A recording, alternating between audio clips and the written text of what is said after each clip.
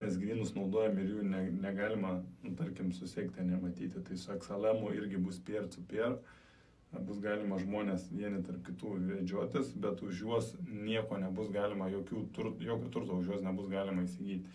Ir tarkim, jeigu mes norėsim įsigyti turto, mes galėsim turtą įsigyti tik tai su XRP, ir reiškia, konvertuosim XLM į XRP ir tik tada pirksim, ir tada skaidrios transakcijos gaunasi ir gali mus apmokestinti iš karto.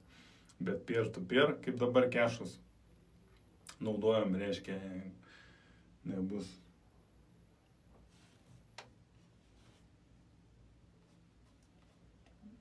A little PP.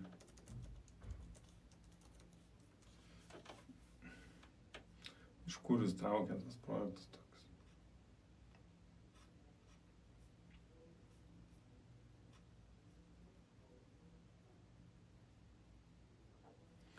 Nu čia skeminė.